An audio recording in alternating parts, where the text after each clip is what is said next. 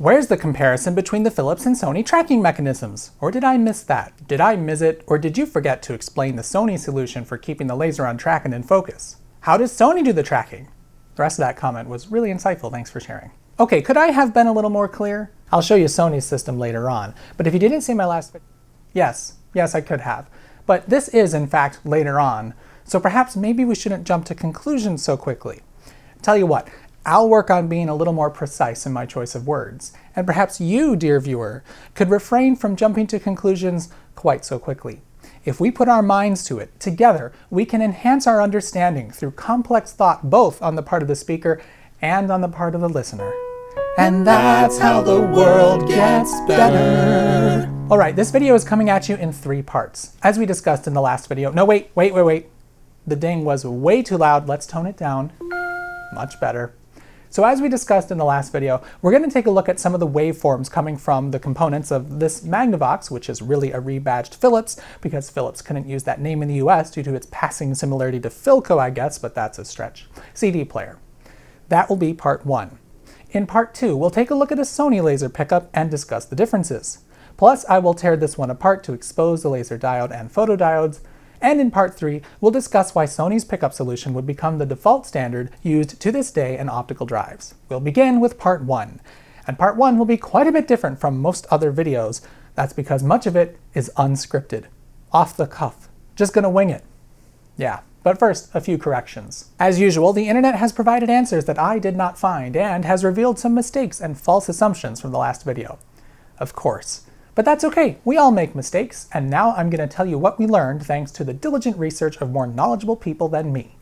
Remember, it's okay to not know everything, and it's okay to ask for advice from professionals. And that's— let me reveal the most dumb mistake, and it was right on screen. The best kind of mistake. I had been assuming that pin 10 was the output signal from the focus chip, and that it would be a binary stream from the pits and lands. Boy, was that wrong on many counts. First, it's not pin 10 that does that, it's pin 3, and it's labeled right here on the datasheet. Pin 3 is also labeled to decoder, which I missed, and most importantly, it's a sum of the outputs from all 4 photodiodes, as illustrated right here. Yes, pin 10 also gets the sum of the 4 diodes, but unlike pin 10, pin 3 has an amplifier, equalizer, and another amplifier to boost the output. I want to give a big thanks and shout out to Zim0256, who not only created the helpful diagram that I used on a few occasions, but who also gave more complete info on what is going on. The Motorola processor is a custom chip based around an HC08 microcontroller, and it is in fact the decoder that is doing most of the work. I couldn't find its datasheet because the P on the end was limiting my search results. And to think we just learned about minding our P's and Q's. Anyway, in fact, the decoder is handling all the raw data, undoing the 8 to 14 modulation, isolating the subcode, and all that. It even digitizes the output from pin 3, which at this point is still analog, which we'll see in a moment. It sends the extracted subcode to the processor so it knows how to handle the disk and respond to user requests. Really, the processor is just managing the living and breathing tasks of the machine, such as the user interface display and other goodies, like popping the disk tray in and out and getting the whole process going. Speaking of the disk tray, a few people had asked how the machine can tell that the disk tray has been pushed in manually as opposed to someone hitting the open-close button. Some other people noticed this strange button switch near the decoder. These two groups of people are discussing the same thing. To the right of the disk tray is a little series of levers that rest on top of this button when it's assembled. Little nubs on the bottom of the tray will cause this to push down on the button in either the open or closed position. This not only tells the processor that the tray has reached the end of its travel in either direction, but it also means that it can detect if the tray has been pushed in, as the button will be released and thus the switch opened as soon as the tray is moved out of its open position. Okay, it's time for the script to be put to the side. I've got a sort of odd setup here because I need to see both the oscilloscope screen and what I'm poking on the board. So we're going to do some picture-in-picture editing magic and throw the scope screen up high. Excellent. And you know what? Maybe we'll throw another camera up here somewhere so that you can see what I'm doing. Even better! All the cameras, all the tripods. Well, this is awkward. It'll have to do. As promised, we're going to poke around on some of the things here. Now, I brought my laptop here so I can actually go and look and see what I'm looking at. And you'll notice these wires that I've soldered onto chips underneath. I'll bring up the image of that. Now, unfortunately, I lost my list of which one is which. I'm really great at this. So I'm gonna try. I don't know my way around a scope at all. Fair warning there, but let's just see what we can see. Now what we should be seeing now is one of the actual laser diode outputs. And unfortunately, there's not a lot of detail. It's a very noisy signal. Now, I do know that these wires created so much noise, I actually had to disconnect some of them because the CD player wasn't working. So this might just be really, really noisy, and I'm gonna see if there's a better test point for them. Really can't see anything. Bummer. Part of the issue with this player is that it has to be, the ribbon cable between the drive and the board is very, very short, and there's pretty much no way to operate this unless it's assembled. I really don't know how people would service these things because it, you know, a lot of the stuff that I want to see is underneath the CD reader. Like the tracking and focus chips are basically directly under here. That's not helpful. But we can see what else we can take a look at. I did find, just from poking at one point, I found the raw data stream. I think it was one of these guys. Unfortunately, what is happening here? Oh.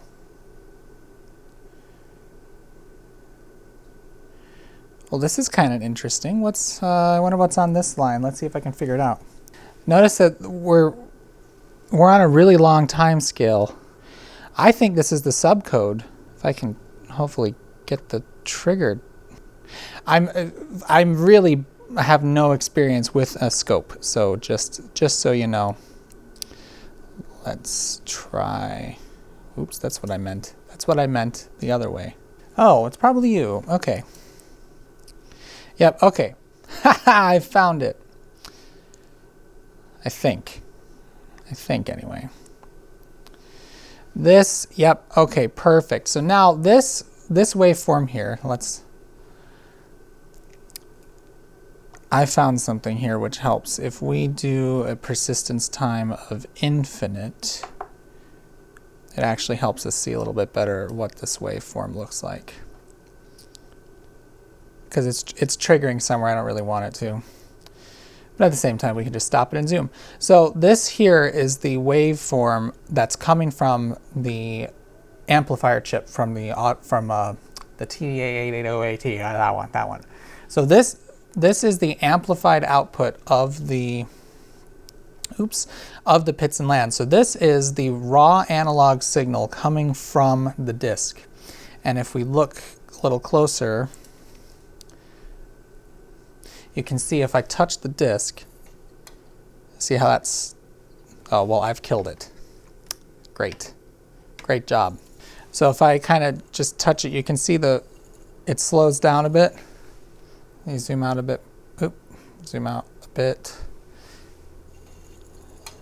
See that? Just completely, it gave up there. That click sound you heard, I believe is the laser kicking up all the way. But yeah, so this isn't the raw output from the photodiodes, but this is the amplified output coming from pin 3 going to the decoder. The output from the photodiodes is very, very small. This is, you can take a look compared to the voltage level, there's almost nothing there. And it's so noisy, I can't see anything. These all should be the same. And there's nothing there. Which is a shame because I really wanted to show you that. And I think this is just a case of I can't get to underneath the board while it's playing. There's not enough things to see, which is just kind of stinks. But we did see, let me get back to it, the raw data stream. And this is interesting because it's hard to see, this is actually really helpful from the scope. It's hard to see in this how this can represent data because it looks like, it just looks like a bunch of sine waves. But if you take a look, you let it keep going. If you expand it so that way you see above the edges, you can kind of see how the length of these here, that's probably corresponding to the length of zeros. So every time that it goes down or up, that's a 1, and the span of time between each peak is a 0, or a number of zeros depending on how long that peak is. So this looks like an absolute jumbled mess of nothing, but the decoder is able to figure out which of these are ones and which of these are zeros.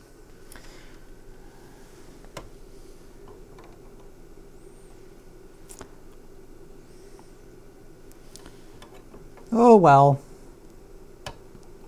Wanted to show you some interesting stuff, and I think that we saw some interesting things, but not as many as I was hoping. Well, with that disappointing segment out of the way, let's move on to the part that I didn't forget about. To see how Sony handled the optical system differently, we need to get our hands on a Sony CD player, hopefully of similar vintage to this Philips one. Oh perfect, a Sony CD changer from 1992. Now, it doesn't really matter that it's a changer, there's still a standard CD mechanism in here. It's just on a pivot and will happily pop up and fall down to greet or say farewell to the disc it plays. It works in tandem with the disc tray, which rather than just being an in-outie operation, it's an in-outie with rotational flair. Now I embarked on the frightening task of getting this mechanism out of this player. Armed only with an ordinary screwdriver, I went ham-fisted and started unscrewing stuff, before I realized I hadn't filmed the close-up segments of the laser tracking a disc. After undoing what I had begun, I began once more. The screws are the enemy. Be gone! Or be twisted counterclockwise sufficiently until such time that they can be gone. Having gained unrestricted access to our prize, I loosened the 4 screws holding it in place, but it wouldn't budge. Yet more screws needed liberation until finally I had successfully removed the crown jewel from the temple of forbidden technology. And here it is. One of the big differences you'll see between this and the Philips mechanism is everything is much more integrated. In fact, this one chip here, if the datasheet I found is at all correct, link below, has 32K of RAM built in, does the EFM demodulation as well as the circ error correction, handles the focus, tracking, and spindle motor, using this chip as a driver to handle the power, extracts the subcode, provides a data output for the DAC, and can even do such exotic things as double speed playback and variable pitch playback, assuming the player it's inside has those functions enabled. Did I mention it's bilingual? It's interesting how just 4 years' time managed to integrate functions that are spread out via multiple chips on this Philips machine into just this one chip on the board of the laser pickup. But that makes a lot of sense. See, this Philips board only works with one mechanism. Because its driver components are part of the main board design, anything but a Philips CD-M4 pickup won't work without at least some modification. But for the Sony machine, this ribbon cable is essentially just providing a power ground, a communication bus to the CPU, and a data stream for the DAC. This component can be completely redesigned, and so long as it accepts the same inputs and produces the same outputs, the main board really won't care. This allows Sony to make production improvements and even radical changes to this mechanism and how it works without disturbing the main board. You can see how Sony played a modular approach via the markings on the board. This one board was used in many different players with different components marked 4X player only. By my count, it was used in at least 5 players. Really, Sony's markings are just a lot more helpful. Wondering which one of these is the DAC? Hey look, it's labeled right here. And you'll find a pulse chip on the bottom. I'm pretty sure these are 1-bit DACs based on some vague research. I'm sure someone will correct me if I'm wrong, and I'm counting on it.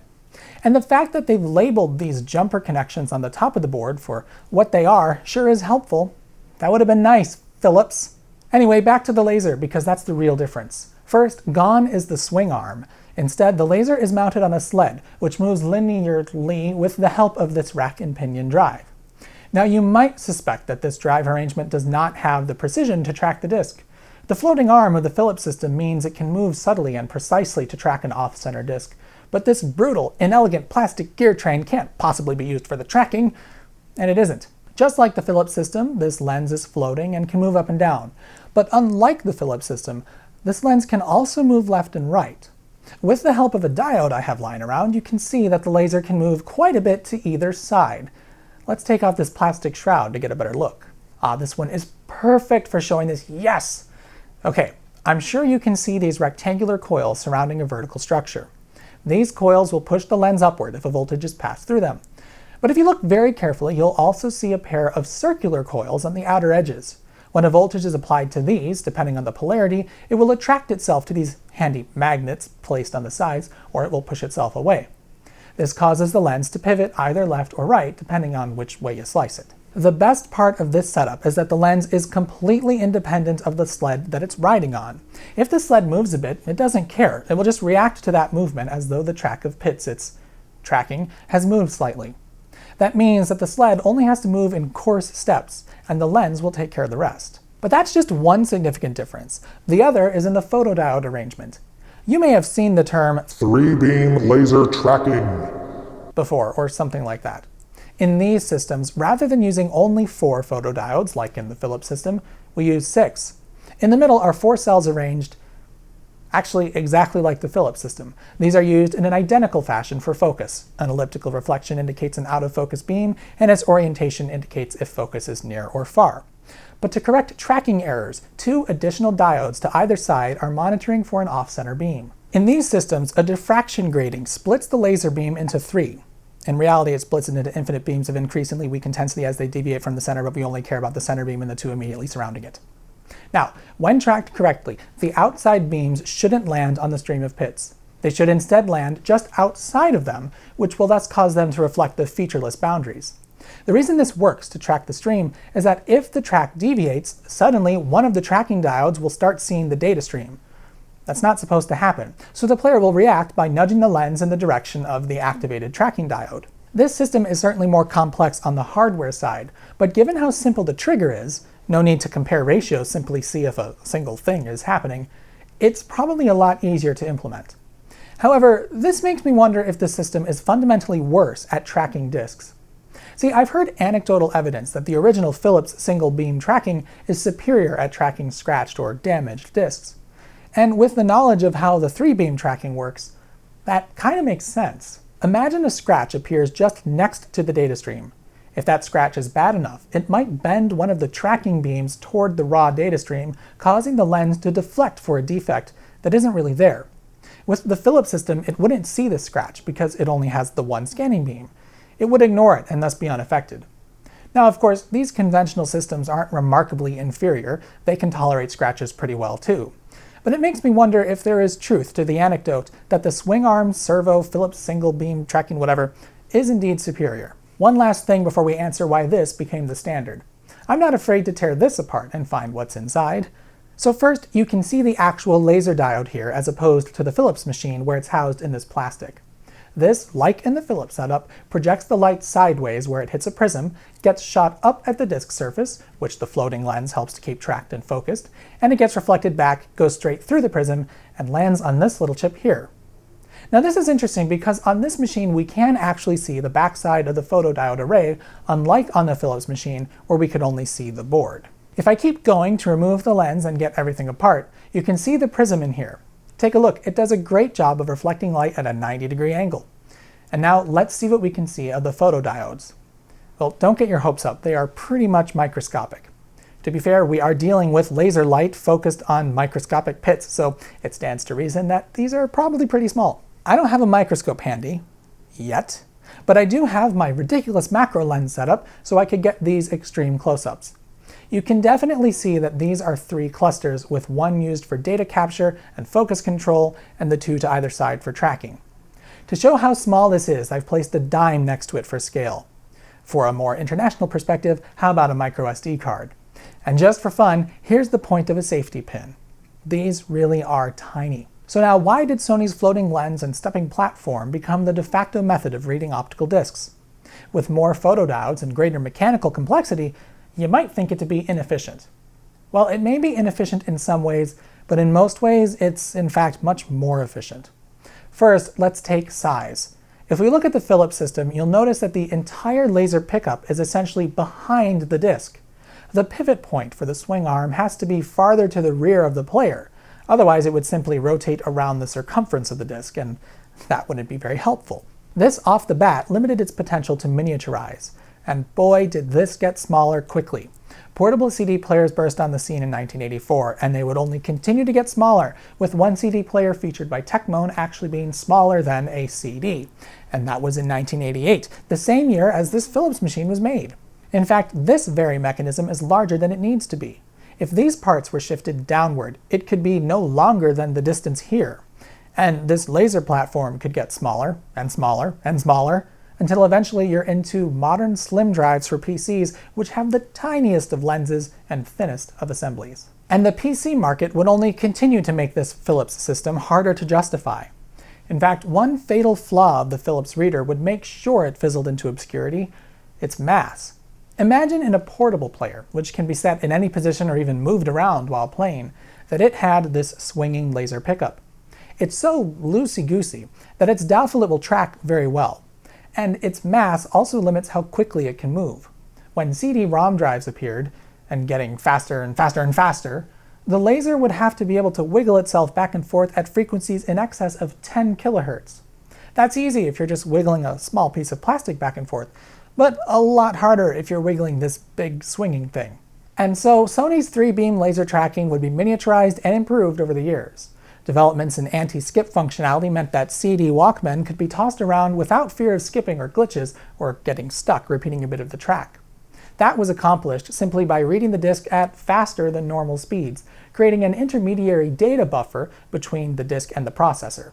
The DAC could have upwards of 40 seconds at its disposal for the laser to get back on track and resume the data stream, which, thanks to the timecode, is easy to piece together if a problem does arise, thus eliminating the effects of skipping. And of course, later on the wavelength of light would change to red, packing the pits closer together and creating the Muse high-definition laserdisc. And then later the DVD, an obscure digital format you might have heard of. Later we'd say, enough with the red, in with the blue, and we'd be packing upwards of 25 gigabytes onto a slightly different silver plastic thing after we briefly reenacted the videotape format wars of the 1980s. Because why not? But we're getting ahead of ourselves. There's lots more to talk about. When we next check in on optical disc technology, we'll discuss the Yellow Book, the standard published in 1988 that defines the specifications of the CD-ROM. Then we'll talk about some writable disk technologies like CDR and CDRW, and then, if interest persists, we might dig a little deeper into the DVD and some of the follies of its development, such as how this logo mysteriously features a disk for a solid-state memory format. Thanks for watching. I hope you enjoyed the video. If you missed the first 2 videos on the compact disc, you can check them out in the playlist on Digital Sound that will quietly pop up above me. So serene. As always, a great big thank you to everyone who supports this channel on Patreon, especially the fine folks that are scrolling up your screen. If you're interested in pledging some support to the channel to help it grow, please check out my Patreon page. Thanks for your consideration, and I'll see you next time. Hey, one thing. My most viral video to date was about how Sony used the tracking servos in a CD player to create the copy protection scheme in the original PlayStation. You might want to check that video out, but be warned that there are a number of annoying things about the flow of information over there. It goes into a lot of detail about the PlayStation and some of its history, and the comments on there, if you dare to look at them, indicate that many people were not happy about it. So if you haven't seen it, check it out, and apologies in advance. And another thing. So if you didn't know, there's a second channel, Technology Connections 2, where I upload weird stuff from time to time. And I just uploaded a video of a couple of CD players that are very similar but have some unique differences. So if you want to check it out, please feel free to click the link down below or up above.